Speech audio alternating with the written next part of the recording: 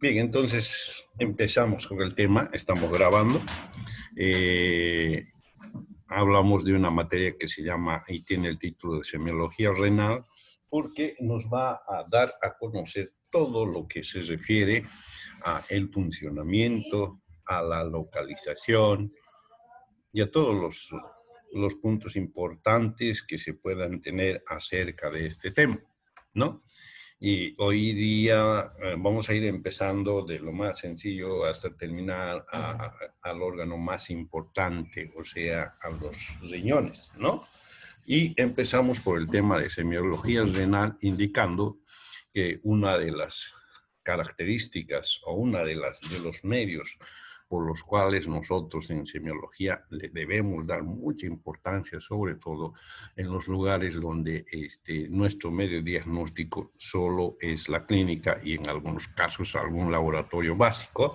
Sobre todo esto ocurre en provincias acá en Bolivia, y en los hospitales de primer nivel, donde tenemos un laboratorio básico, no podemos tener mayores posibilidades de hacer diagnóstico. Así que si nosotros queremos hacer algunos exámenes un poco más avanzados, vamos a tener que referir a estos pacientes a los lugares o a los niveles superiores del tema de salud. En este caso estamos hablando de los hospitales de segundo nivel, ¿no? Entonces, en los hospitales de primer nivel, que son los establecimientos en los cuales, si es que empezamos a trabajar, lo vamos a hacer. Para nosotros, el resultado final de la función renal se va a ver o va a poder apreciar en esto que se llama la orina.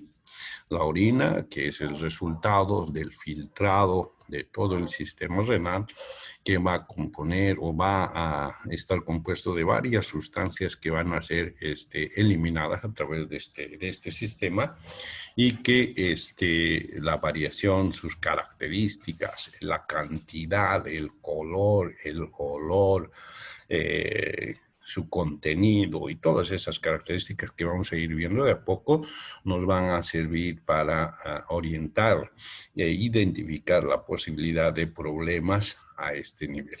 O sea, en la orina, a través de la orina, a través de un análisis clínico, a través de un análisis laboratorial, vamos a poder identificar todos los problemas que pueden estar o ocurrir en el sistema renal, ¿no?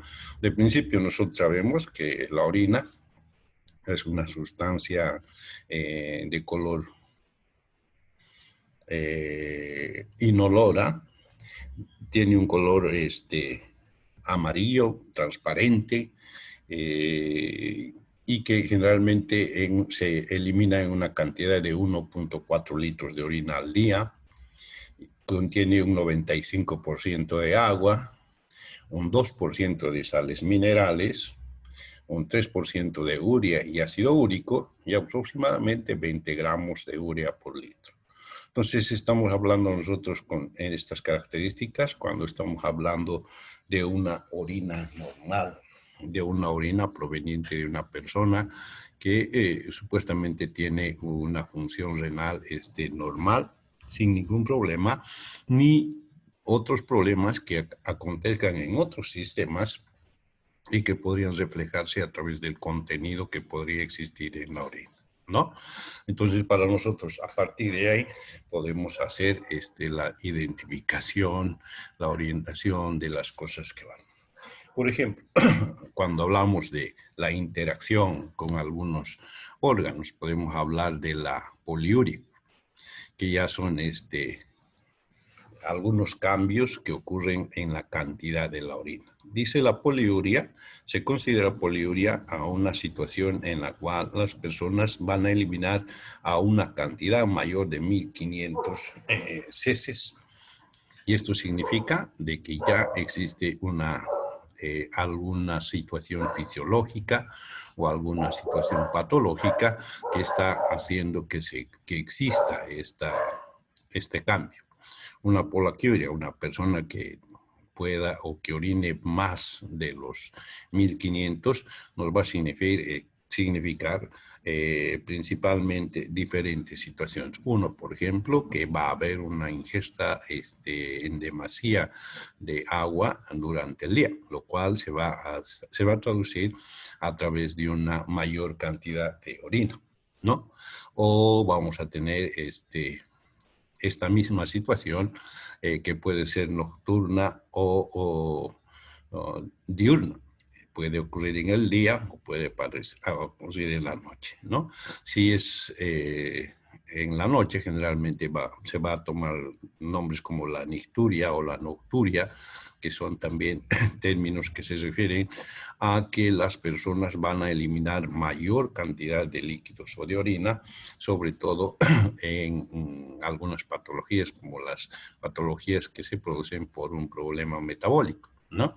Estamos hablando así de esto, por ejemplo, en la diabetes. La diabetes, sabemos que nosotros que la cantidad de las micciones y la cantidad de orina está bastante aumentada. Aquí es un síntoma que a nosotros nos identifica de que hay un problema en el metabolismo, sobre todo de la glucosa, ¿no?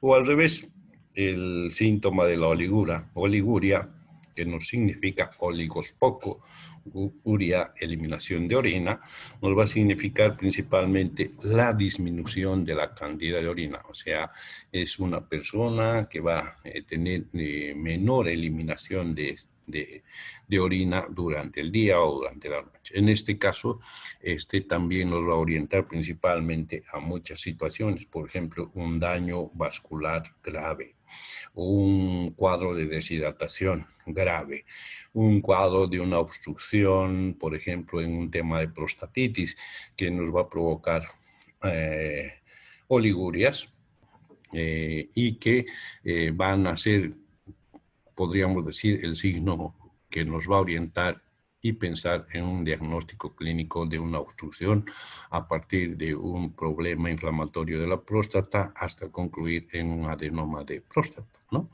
Entonces, estos signos que como lo estamos anotando, nos van a ir identificando, nos van a ir también proyectando hacia un diagnóstico o identificación del problema que está ocurriendo en este sistema, el sistema renal, ¿no?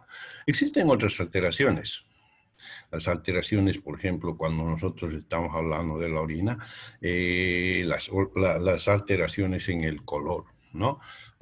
Hay algunas orinas que debido a algunos problemas que puedan existir, pueden provocarse un aumento, un incremento del color, como el tema de a lo que generalmente se conoce como coluria, ¿no?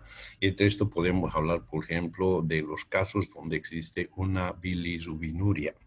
Significa que existe una obstrucción en alguna de las vías de eliminación de la bilirrubina y que al extravasar pasa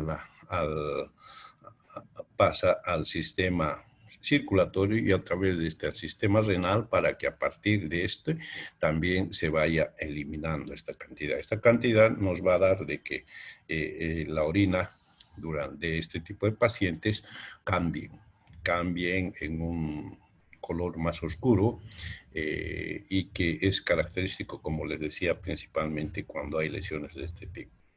En cambio, una orina normal, sabemos, tiene un color amarillento, transparente y sin apreciarse ningún tipo de sedimentación.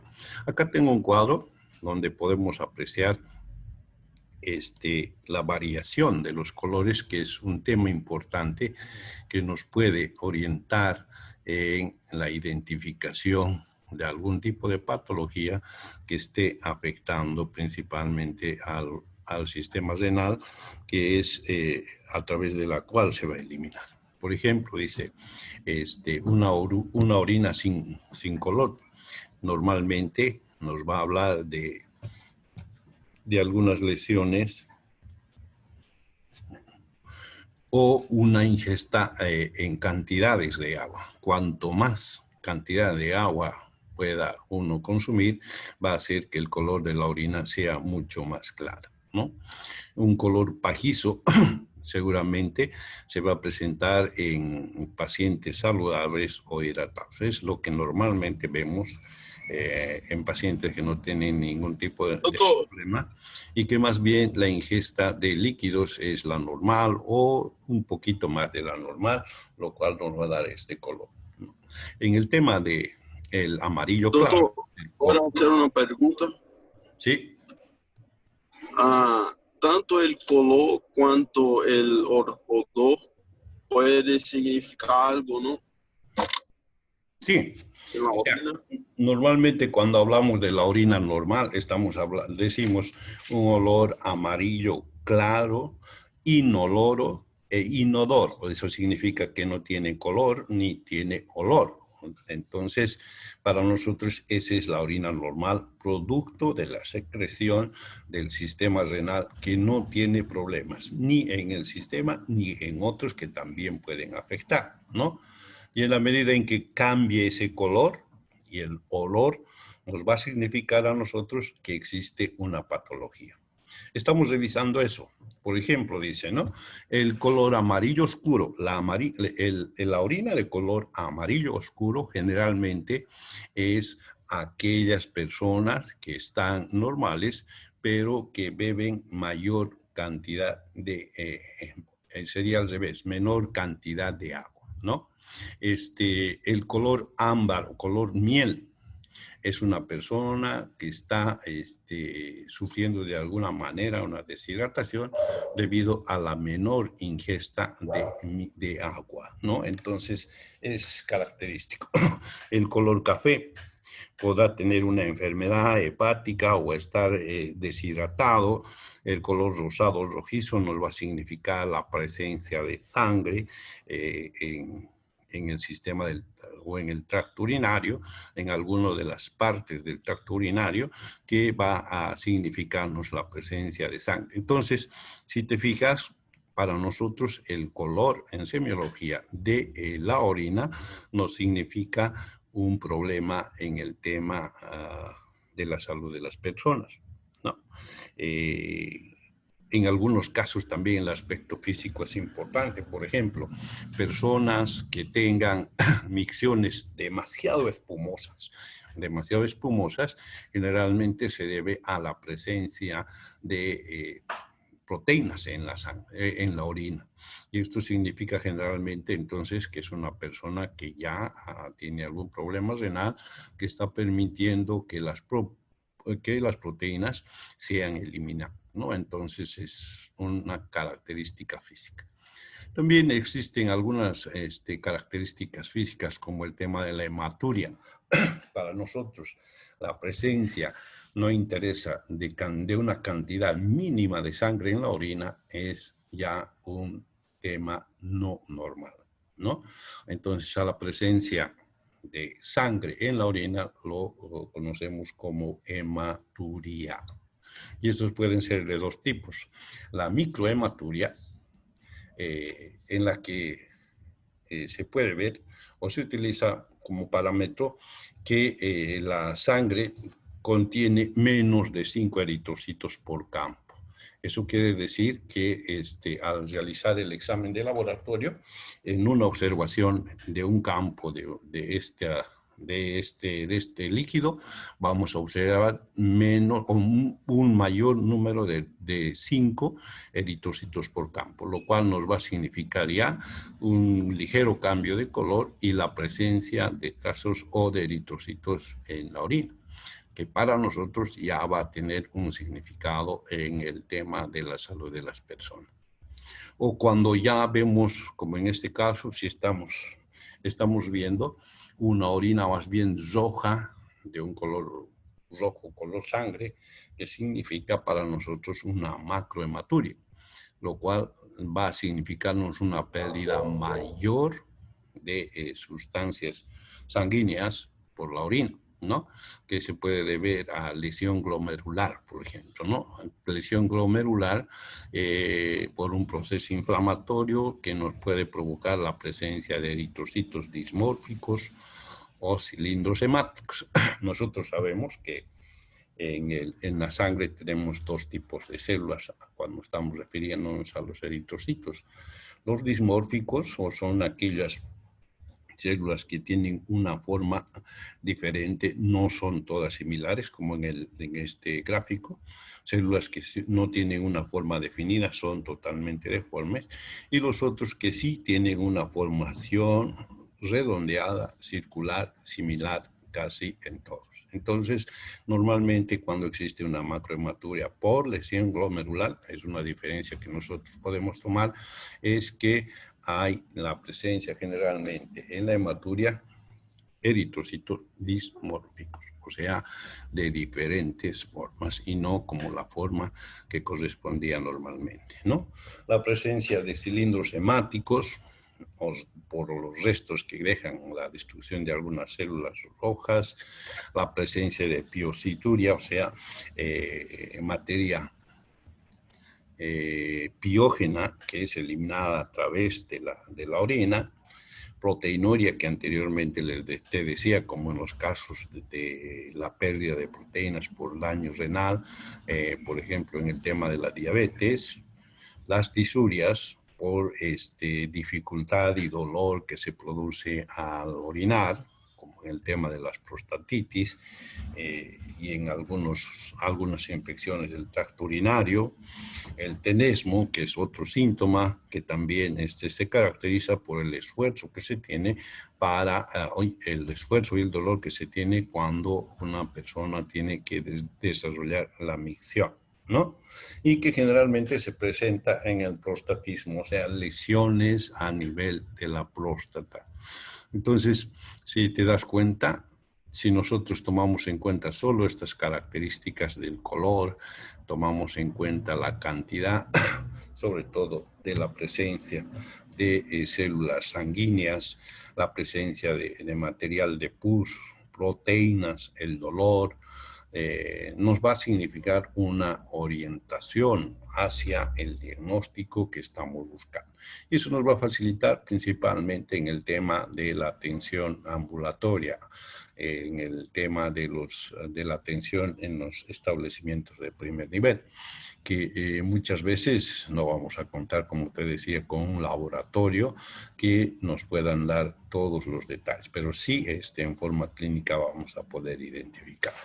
Otro síntoma que se caracteriza también cuando estamos hablando de la semiología, que corresponde al sistema renal, es la presencia de edemas. ¿Te acuerdas lo que son las edemas? Habíamos hablado en forma general ya. ¿Qué son los edemas? Edema é excesso de líquido nas células, não? As células quedam encharcadas por líquidos. Exacto, es una retención de líquidos intersticiales, o sea, en los tejidos, sobre todo que están en las partes inferiores del cuerpo, eso significa en los miembros inferiores. Esto debido a que se puede ver a diferentes situaciones, por ejemplo, la presencia de sodio. El sodio tiene una característica que es líquido, retiene líquidos bastante, y las personas que están acostumbradas o tienen una alimentación hipersódica, o sea, con una gran cantidad de sodio, generalmente son tendientes a retener líquidos, ¿no? Personas que tienen los pies hinchados, que es lo que ocurre, por ejemplo, en las mujeres que están embarazadas y que están por este problema, ya sea de hipertensión, que puede ser de causa, por ejemplo, alimentaria o por un problema renal, tienden a retener más bien líquido en los tejidos. Y lo que ocurre generalmente, esto es en los miembros o también en la cara. Lo mismo ocurre cuando existen lesiones cardíacas, ya lo habíamos visto en el anterior curso que lo hicimos el año pasado. No, este año. Entonces, existe retención de líquidos que nos va a producir un aumento de volumen de los miembros afectados. Como vemos aquí en el gráfico, en semiología le hemos dado un nombre a este signo y que no significa generalmente la presencia de edema. ¿Te acuerdas cómo se llama este signo? Donde el lugar se deja una fovea después de hacer presión con el dedo, como está pasando acá en el gráfico, que se llama signo de Godet. ¿Te acuerdas? Signo de Godet, ese es el nombre que se le da, ¿no? Entonces dice, aprieta el médico cuando está en el consultorio, si existe una orientación hacia el diagnóstico de una lesión renal, generalmente va a ir a buscar este paciente de cúbito dorsal en la camilla, hace presión sobre la cara anterior de la tibia. Y si se deja un espacio, un hoyo, un hueco, podríamos decir si quieres, entonces, o una fovea también se llama, significa que existe una retención de líquidos a la cual le llamamos edema, ¿no? Este edema, dependiendo de la edema, también se la gradúa en tres: edema leve, grave y moderado, ¿no? Entonces, nos va a significar el grado de lesión que existe en el sistema renal, si se tratara de este tipo de edema. También este tipo de edema se presenta en la cara. En algunas personas, este edema se manifiesta sobre todo en la región periorbicular, ¿no? Como vemos en el gráfico, es una persona que tiene una hinchazón en los párpados o en torno a estos, y que generalmente se debe principalmente a problemas renales o a problemas cardíacos. La diferencia que habíamos indicado que se podía sacar es que los edemas de tipo cardíaco generalmente son calientes o son fríos, ¿te acuerdas? No entendí la pregunta, doctor. Cardíacos son calientes. Cardíacos son calientes.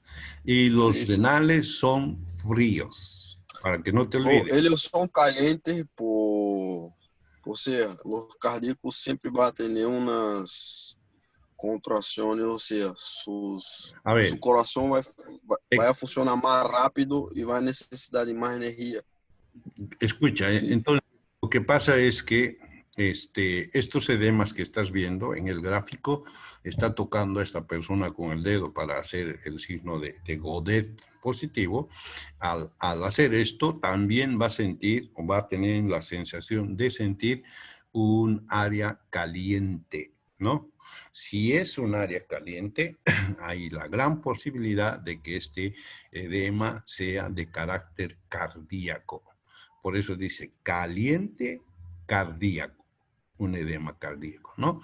Al revés, si más bien se trata de un edema de origen renal, entonces esta persona, al hacer el signo de Godet, va a tener también la sensación de frigidez de los tejidos, o sea, un tejido, un edema frío. Esto nos va a caracterizar de que lo que nos va a orientar, diré, a pensar que el edema es de origen renal, ¿no? Entonces, lo mismo ocurre en la cara. Es menos frecuente que en los miembros inferiores, pero también en algunas personas sí se puede presentar este edema en las piernas, sobre todo, y en torno de los ojos. Es otro síntoma importante que hay que tomar en cuenta cuando estamos hablando de alguna falla o alguna patología renal. ¿Qué tenemos que hacer? Ya hemos visto los signos más importantes que nos pueden orientar para identificar un problema renal, ¿no? Semiológicamente hemos visto las variaciones de la orina, sobre todo tomando en cuenta para ver el sistema renal, ¿no? Bueno, ya tenemos nosotros la certeza de que es una persona de 55 años, con un antecedente de que ha tenido o está cursando con un cuadro de diabetes. Es una persona que nos ha indicado que tiene algunos problemas como el tema de la hinchazón de los pies. Tocamos, identificamos realmente un edema con dos cruces en la región de las piernas, en ambos miembros, con una sensación frígida. Entonces pensamos en un problema renal. ¿no? Pensamos en un problema renal como una complicación de la anterior patología que sería la diabetes. Entonces, esto nos va a orientar en el interrogatorio que vamos a desarrollar. Y para eso hay muchas formas para poder desarrollar esta actividad, ¿no? Las preguntas, el interrogatorio que se va a hacer con el paciente que está en el consultorio y que es el objeto de nuestro estudio para resolver su problema de salud. Y ahí hay que pensar en los síntomas urinarios de los que acabamos de hablar, ¿no? Hay un examen dependiendo de cuál es la orientación de nuestro diagnóstico. Por ejemplo, dejemos a un lado el tema de la diabetes, dejemos a un lado el tema de las lesiones renales, sino más bien que se trate de un problema originado a partir de la hipertrofia de la próstata, ¿no? ¿Te acuerdas lo que es la próstata? ¿Te ubicas dónde está la próstata?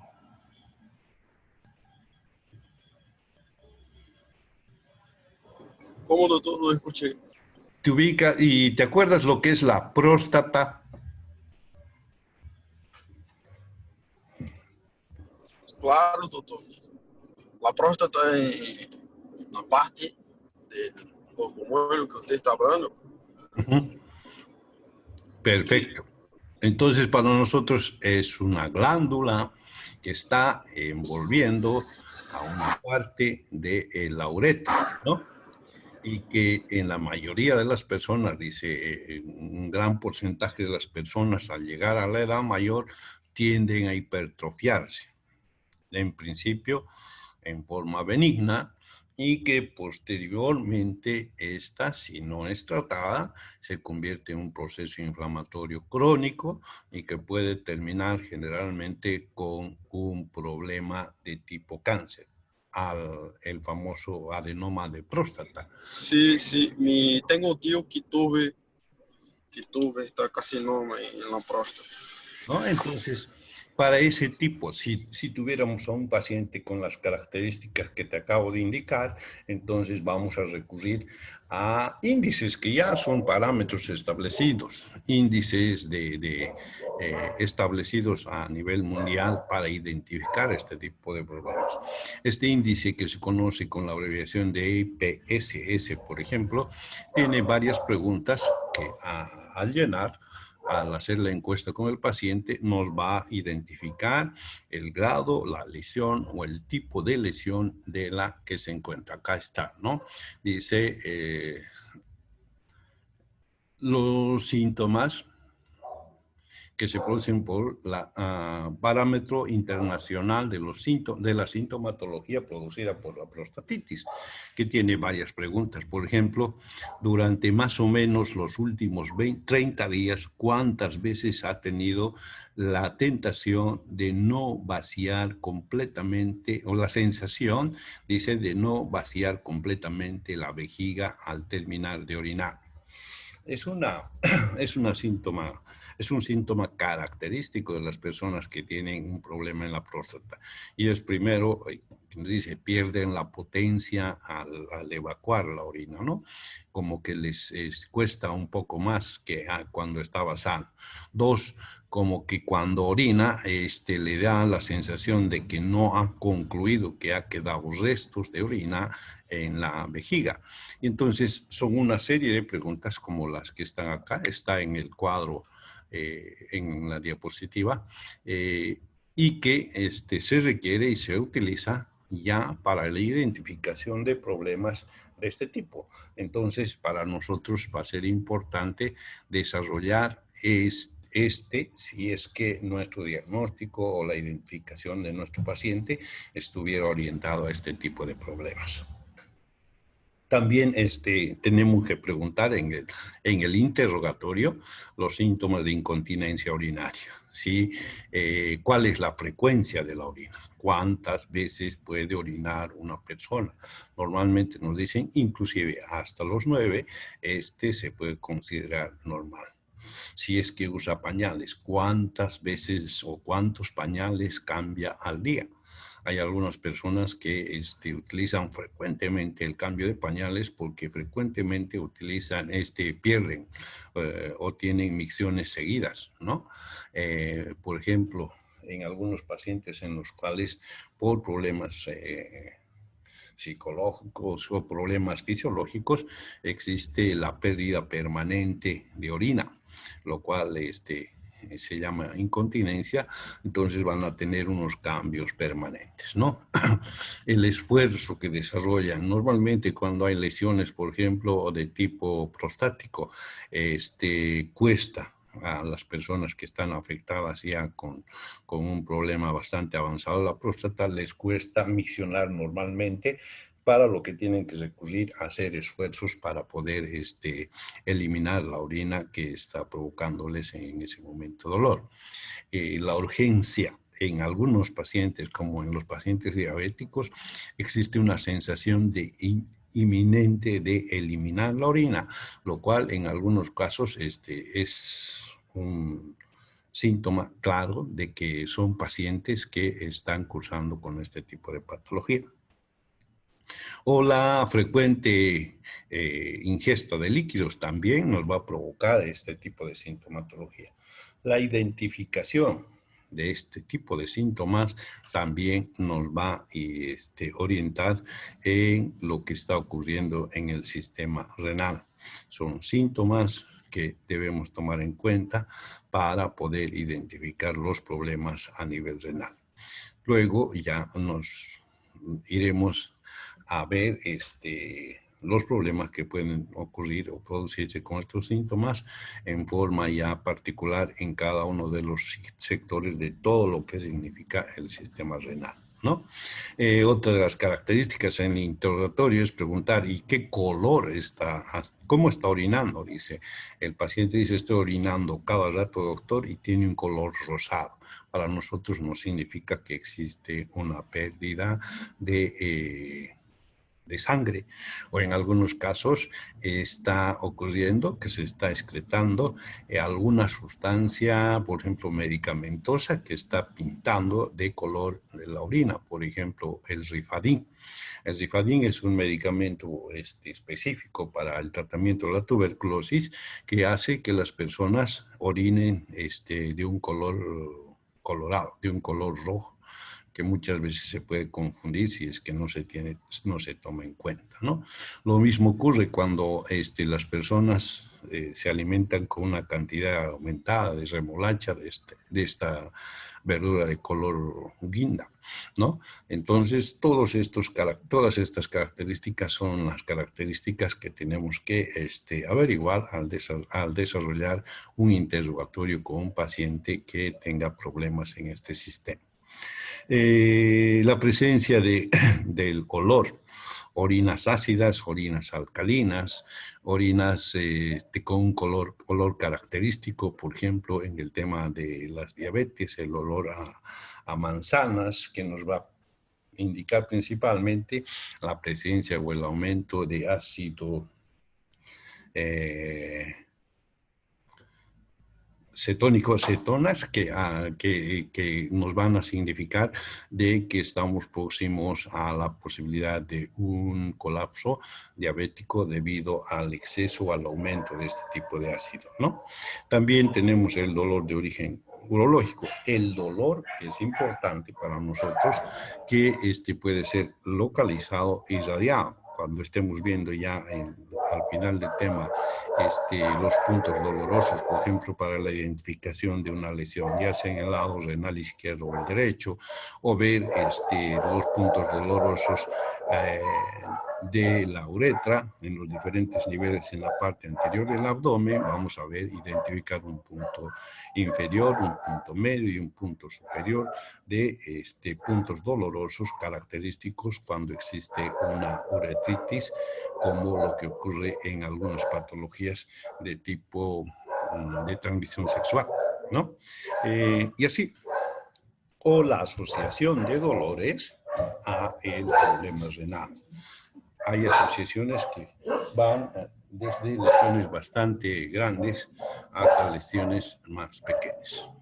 También debemos identificar algunos síntomas importantes, como son la presencia de síntomas en el tracto urinario inferior, lo que acabábamos de decir, los síntomas obstructivos, que podrían deberse, por ejemplo, a un proceso de una prostatitis, donde vamos a ver la dificultad para iniciar la micción. Entonces, les decíamos hace rato, son personas que tienen que hacer esfuerzo para iniciar la micción debido precisamente a la presión que está provocando la próstata en la uretra, lo que dificulta la micción normal, ¿no? Un flujo urinario débil, muy parecido al anterior, pero con una mayor posibilidad de eliminar, solamente que el chorro va a perder fuerza, va a ser más pequeño y que se va a deber también al mismo tema. Esfuerzo en el paso de la orina, va a haber micción intermitente, orina y sede en algunas patologías que van a afectar sobre todo o van a ser correspondientes a una infección a nivel uretral, a procesos inflamatorios a este nivel que van a permitirnos ver este tipo de síntomas. Sensación de vaciado incompleto, la retención urinaria que generalmente se presenta, como hemos dicho, en pacientes de edad mayor, ¿no? O síntomas irritativos, lo que significa dolor o ardor al orinar, ¿no? Es una persona que tiene problemas metabólicos que va a tener permanentemente la urgencia miccional, ¿no? Y que al desarrollar ya la actividad va a hacer una eliminación mínima de cantidades de orina, pero que le van a provocar este tipo de problemas.